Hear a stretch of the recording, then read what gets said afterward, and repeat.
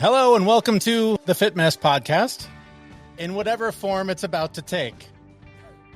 We have been struggling to put together consistent shows for a long time, and this is not me belly aching. This is me just trying to be transparent about what's been going on with us, because one of the things that Zach and I have talked about so much is making changes, and when things don't work, you got to change them. You got to try something different. You got to ask for help.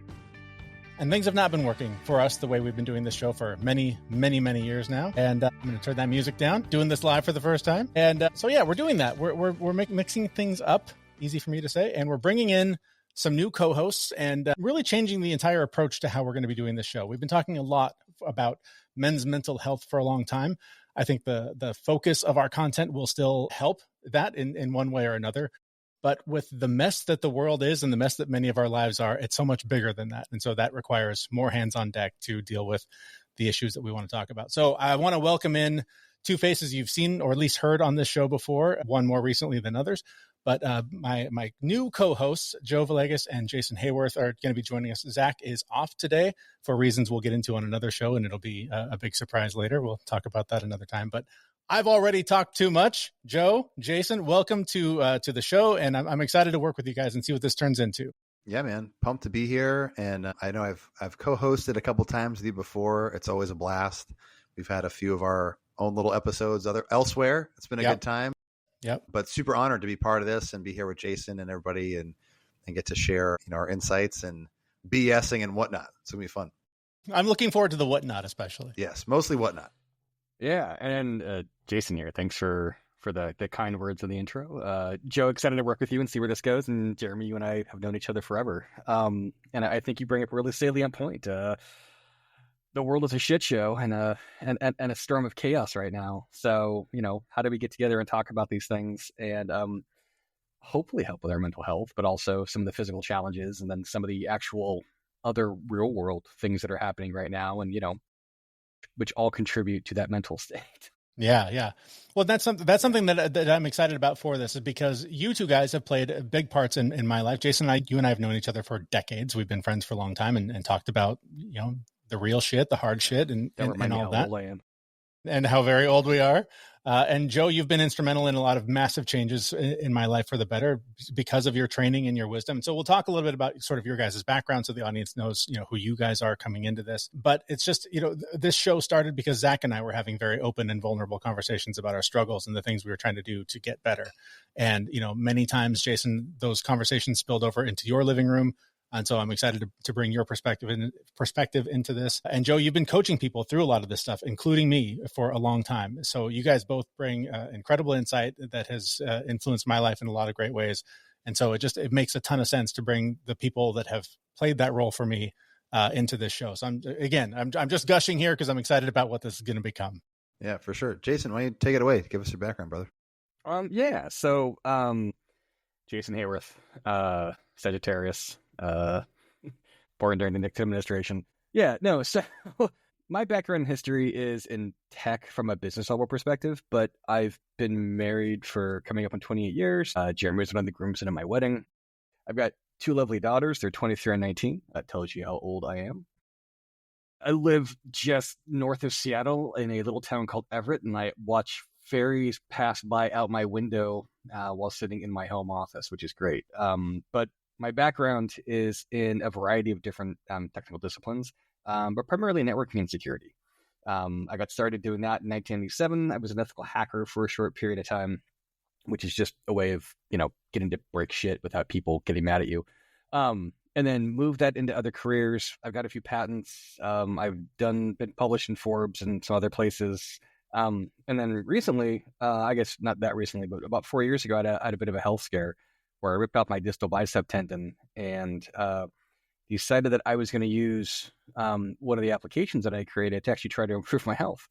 And that really set me kind of on this fitness journey where I kind of went from being out of shape 285 pounds into relatively better shape 205 pounds in 4 months through a strict vegan diet and exercise regime, and then put protein back in and packed on about 35 pounds of muscle. So that part's been pretty good.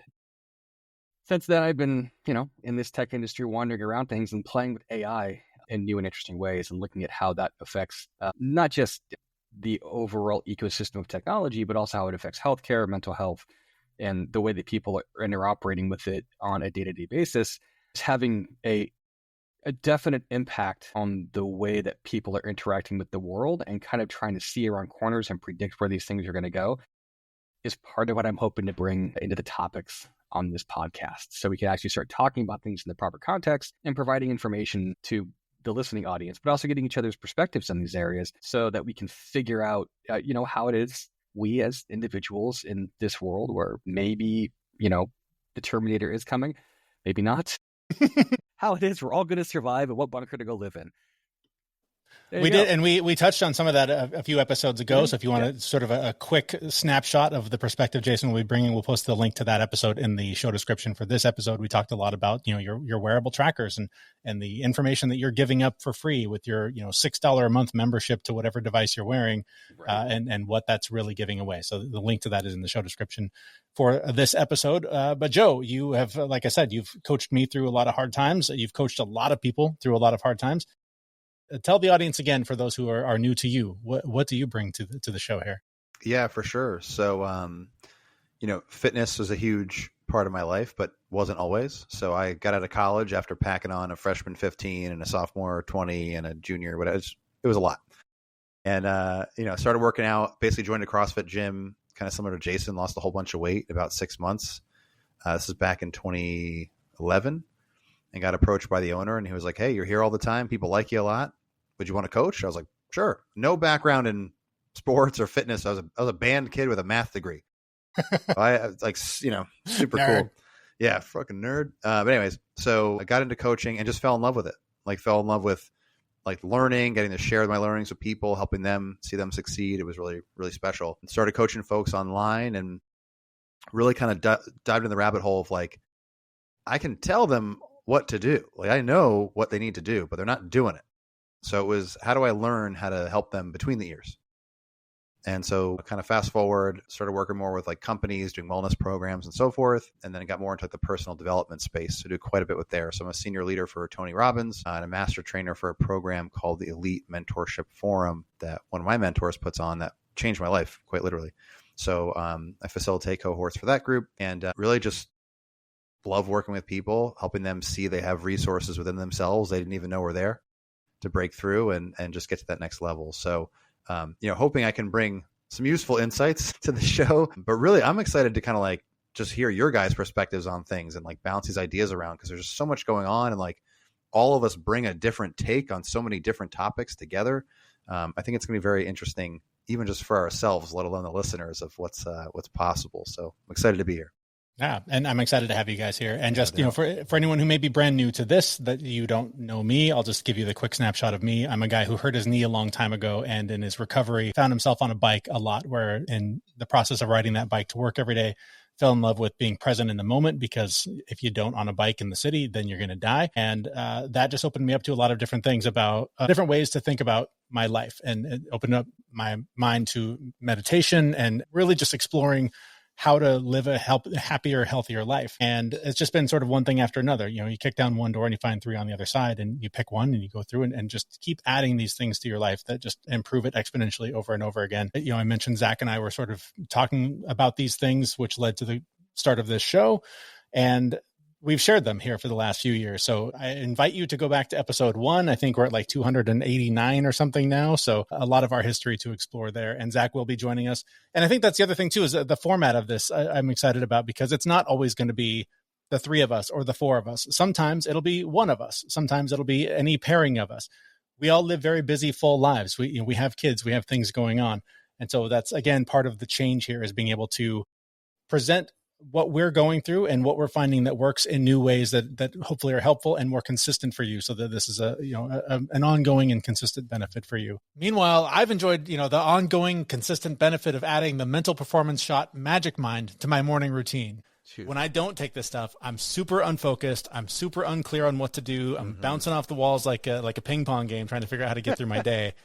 I take this little 2-ounce shot of one of the tastiest treats you can start the day with, and I just laser focus, get it done, super healthy, full of great stuff like ashwagandha, so many good things in this tiny little shot. And it has completely changed my life. Dude, it's like your little reminder of like, hey, we're going to be fully dialed in today, and we're going to make the choices we need to make to be successful, right? It's funny. It really is like it becomes a ritual. Like for me, coffee is just the automatic. I go and, it's half decaf. It's okay. I'm taking it easy. But that has become automatic. But now adding that to it, it's this little ritual that I have where I take the shot and I chase it with some coffee. And it's just, it's a great way to start the day. So I highly recommend you try out Magic Mind today. You can get up to 48% off now by checking out the link in the show description. Just use the promo code FITMESS20. That's FITMESS20. Again, that link is in the show description for this episode at thefitmess.com. But I do want to kind of get into a topic a little bit. I think, we've sort of laid the groundwork of who we are and what we're trying to do. I do want to talk about change because that's what we're doing here. We're doing something different. And I've been sort of ignoring the signs from the universe saying, hey, when something's not working, stop doing it or stop doing it the way you're doing it. And so here we are. I finally, this isn't the big teaser trailer about, hey, wait a month when we're going to eventually make a change that might be a thing. We're just ripping off the Band-Aid. We're just doing things different now. And so talk to me about, Joe, let's start with you. I know you've coached a lot of people through this sort of decision process of things aren't working. What are some of the steps you take to make that change when whatever you're doing isn't serving you anymore? Yeah, for sure. So I think first things first is recognizing that, uncertainty is uncomfortable. Like human beings crave order. And so wherever you're at in the process, like if you're feeling uncomfortable, like it's a good thing. It's actually a good thing because you're recognizing that things probably do need to change. And what I would suggest if you're listening to this and you are getting that itch, like something's up, is don't wait. Don't wait until you hit this like threshold of I can't stand where I'm at anymore, so I have to do something different. Like don't fall in that rabbit hole. And so to your point, Jeremy, and you kind of subtly talk about this a lot, is like being open to experimenting and just like trying new stuff and seeing what works and what doesn't. I think above all else is like being open to the fact like this is a new exploratory stage in your life is really going to help make the process a bit easier to wrap your brain around for sure. Jason, you've had to make changes from time to time? I make changes all the time. So you can go on LinkedIn and look at my profile and see all my switch jobs, how many different careers I've had, different industries. I've been C-levels. I've been board members. I've published a book. My problem might actually be that I have too much neuroplasticity. I keep getting interested in things and getting stuck into topics. And that probably has something to do with the fact that as a kid growing up, I had to learn to be adaptive because I moved around a lot. I was an Air Force brat.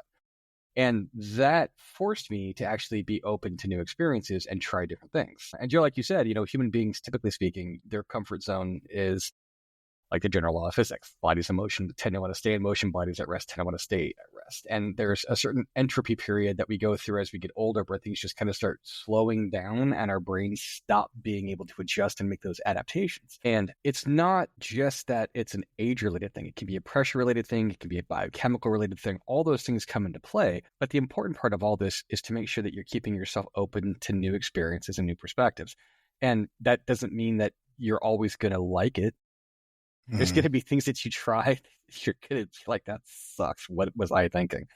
And, there's going to be different relationships that you're going to have throughout your life that you're going to try new things with them. And sometimes they're going to work and sometimes they're not. And that can be scary. And that can lead you to not want to do things and not want to make those changes. But ultimately speaking, need to be open to new experiences. And part of this podcast, I think, is going to be talking about some of those new experiences that people are going to be seeking out, but also a lot of them are going to be ones that are thrust upon us. Mm-hmm. And there are a lot of new experiences that will be thrusted upon you as an individual over the next 10 to 15 years, because the landscape of the world is changing dramatically.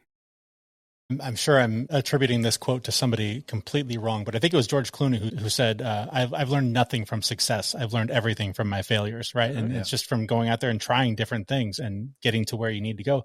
Because it is much harder to figure out what worked when it worked than it is when something didn't work and your role that you played in making it not work. But to the point of change, Joe, I know you and I have talked about this. I can't remember if it was on a microphone or not, but there have been studies recently about our experience with aging.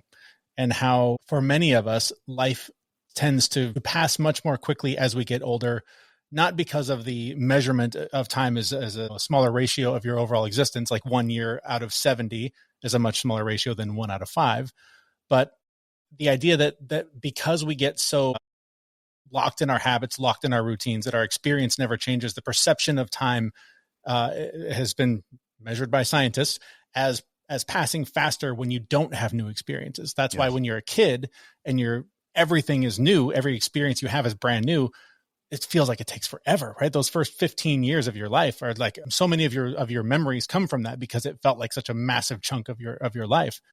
As you get older, you have less of that. And so they've discovered that by sort of getting stuck in our routines, we don't have the same sort of experience with time in it, and it seems to go much, much faster. So there's a lot of reasons to do it, because you can grow, you can be happier, you can experience new things, but also just makes your time on this planet feel a little bit longer, which I think is a really interesting thing to consider if you are like trying to wrestle with what change do I need to make in my life.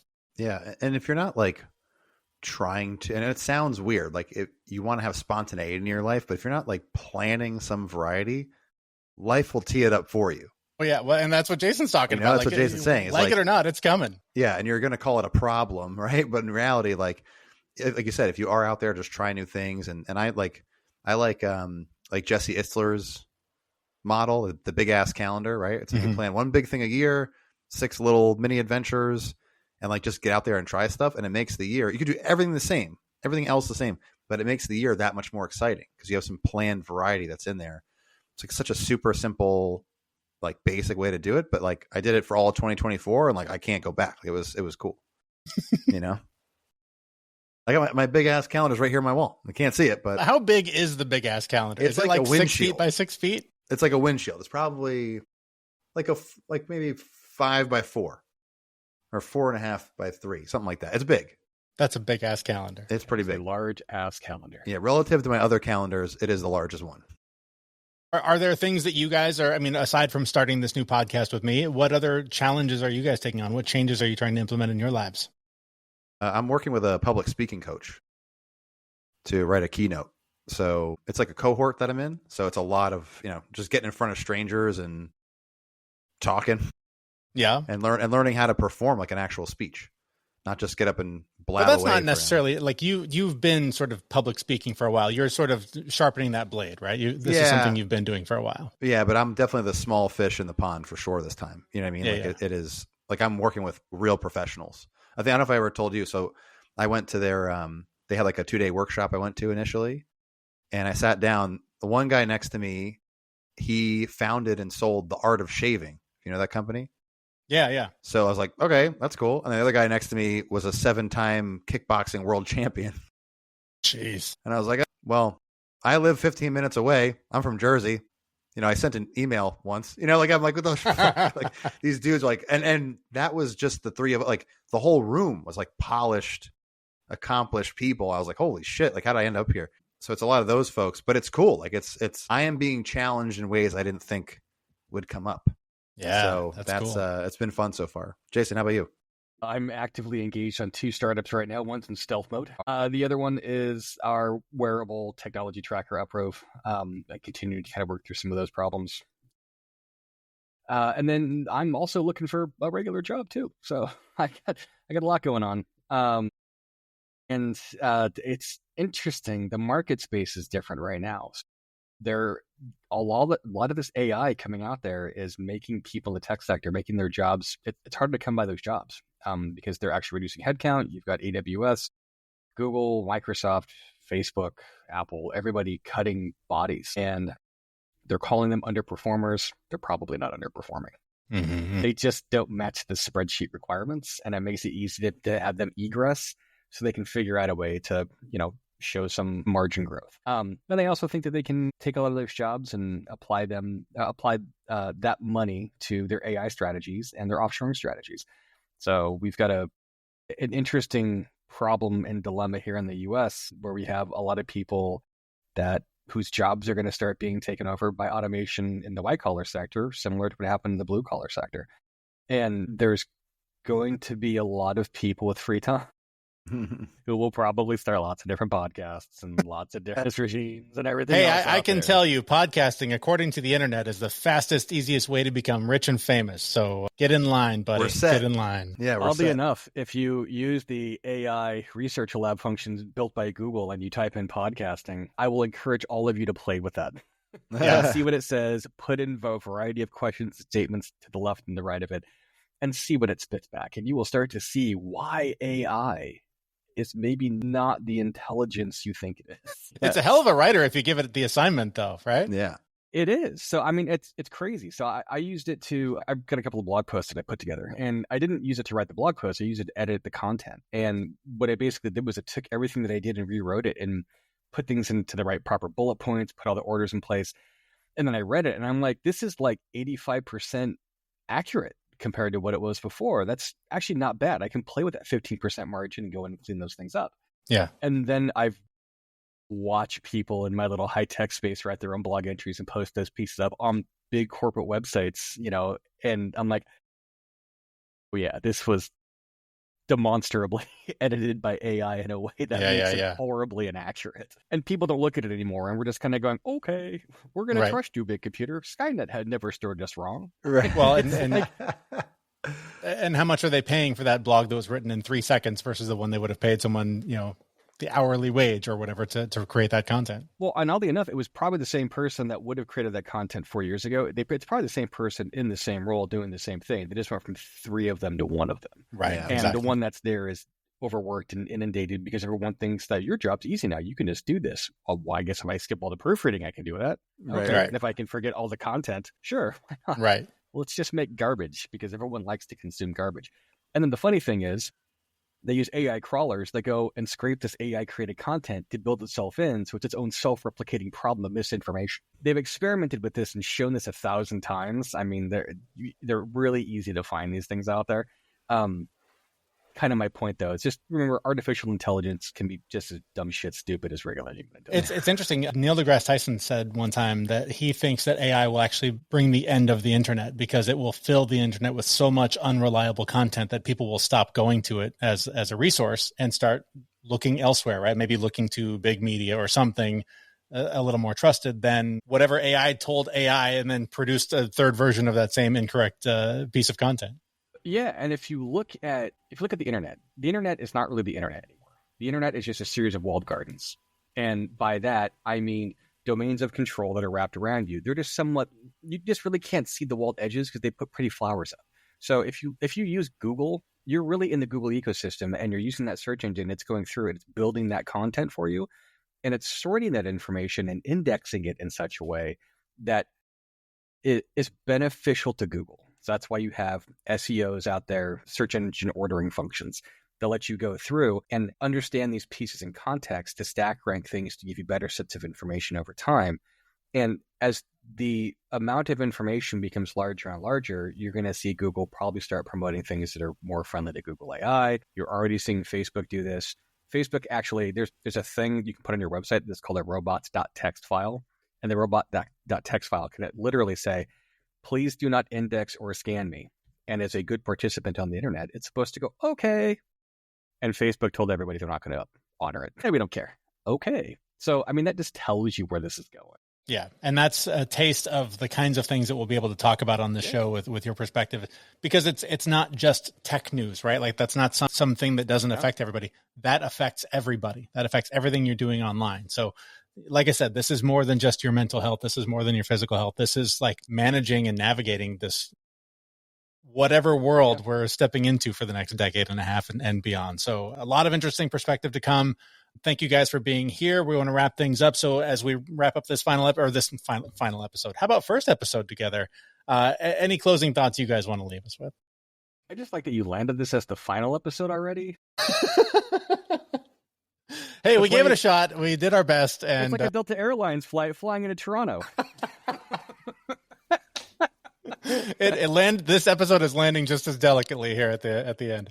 That's all right. Well, thank you all for listening. Next time, hopefully Zach will be back. Who knows what's going to happen next time? Maybe it's just me. Maybe it's just Zach. Maybe it's all four of us. Maybe it's some combination. You never know, but make sure you subscribe at thefitmess.com so you don't miss it. Also, now by underwhelming demand on YouTube. So make sure you check out the video. The link is also in the show description here for this episode.